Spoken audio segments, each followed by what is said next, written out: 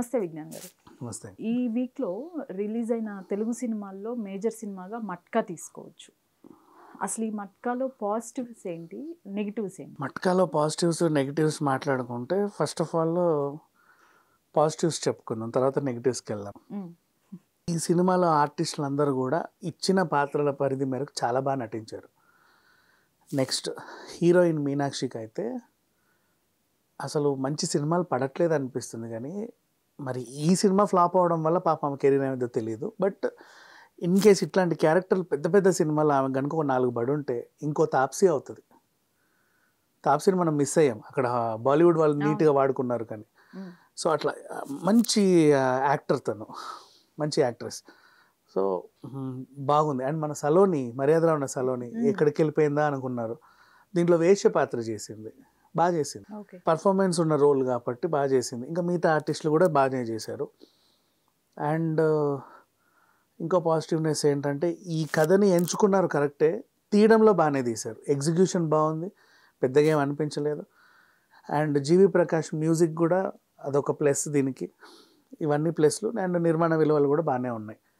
Minus గురించి మాట్లాడుకుంటే ముఖ్యంగా హీరో. ఈ హీరో కాకుండా ఇంకే హీరో చేసినా సినిమా బాగుండేదేమో అనిపించేది. రీజన్ అబ్బాయికి అంటే అంటే యాక్టింగ్ పెద్దగా ఏం అనిపించాల.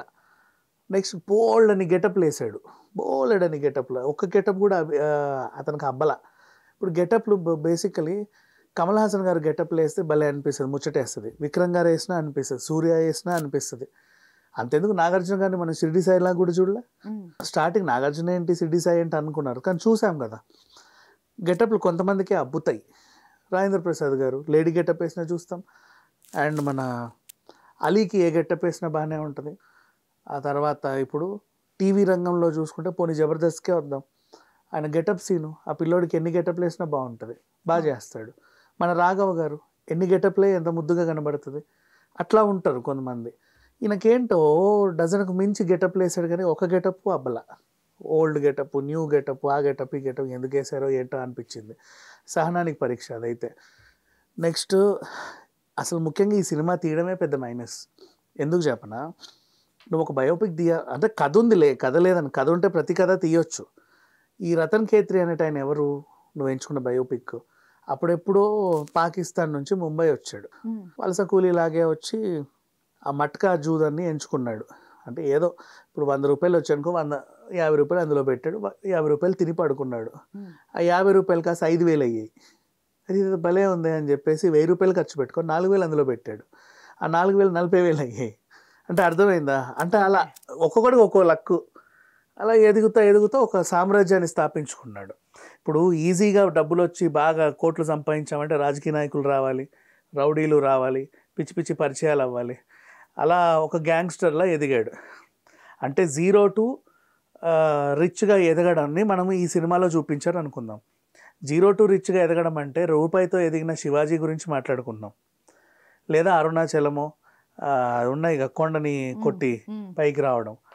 నెక్స్ట్ పోనీ పెళ్లి చూపులు, అంతెందుకు 4 ఫ్రెండ్స్ కలిసి ఫుడ్ ట్రక్ పెట్టుకొని బాగుపడి పైకి వచ్చారు.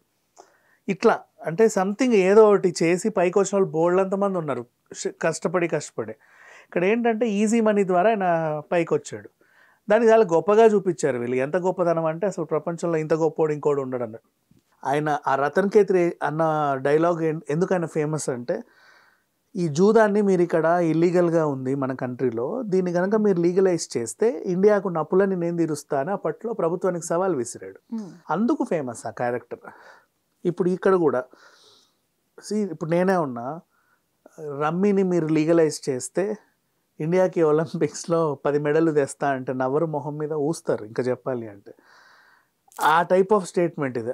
వాడిని గొప్పగా వీళ్ళు ఫీల్ అయ్యి ఆయనకు బయోపిక్ తీయాలనుకోవడం, అది వాళ్ళ అమాయకత్వమో తెలియదు, మన కర్మో తెలియదు, కానీ మొత్తానికి సినిమా అయితే రిలీజ్ అయింది. సో ఇది పెద్ద మైనస్, సమాజానికి మైనస్ ఇది. ఇట్లాంటి సినిమాలు రాకూడదు, చూడకూడదు. వై? బికాజ్ తెలియనోడికి కూడా ఇప్పుడు అసలు మట్కా అంటే ఏంటి అని అడుగుతున్నారు. గూగుల్ చేయండి, మట్కా ఈజ్ సంథింగ్ దిస్ అని అక్కడ ఏదో వస్తుంది. ఓకే, మనం గోవా వెళ్ళి అప్పుడు క్యాజినో ఆడాము, ఇంత పోగొట్టుకున్నాము, మొన్న బెట్టింగ్లో ఇంత వచ్చింది అంత పోయింది, ఇన్ని చేస్తున్నాము, రమ్మీ ఆడుతున్నాము, ఈ మట్కా ఆడితే ఏముందని చెప్పేసి ఇప్పుడు కొత్తగా అందరు దీని మీద పడుతున్నారు. నువ్వు యూత్ని పాడు చేస్తున్నావు సినిమా ద్వారా, వాళ్ళని ఏమి ఎంటర్టైన్ చేయట్లా. నువ్వు ఎంటర్టైన్ చేయకపో కానీ పాడు చేస్తున్నావు. నా కర్మ ఏంటో కానీ మొత్తానికి ఈ సినిమా కొద్ది గొప్ప ఆడుతుంది, పెద్ద హిట్ అయింది అనుకో బాబోయ్, మొత్తం ఇప్పుడు ప్రపంచం అంతా మట్కా ఆడేది ఈ రోజుల్లో. సో అట్లా ఉంది పరిస్థితి. సో అదే పెద్ద మైనస్ ఈ సినిమాకి, సినిమాయే పెద్ద మైనస్. ప్లస్లు అంటే ఆఫ్ కోర్స్ ఏదో తీస్తారు వాళ్ళు కూడా, ప్రతి ఒక్కరు సినిమాలు తీస్తారు, ఏదో కొత్త కథ కొత్తదనం ఉంది కదా అని తీస్తారు, తీయొచ్చు తప్పులేదు. కానీ ఆ సినిమా వల్ల సమాజానికి ఏమి ఇస్తున్నాం మనం అనేది ఇంపార్టెంట్. మట్కా వల్ల ఉపయోగం ఏం లేదు.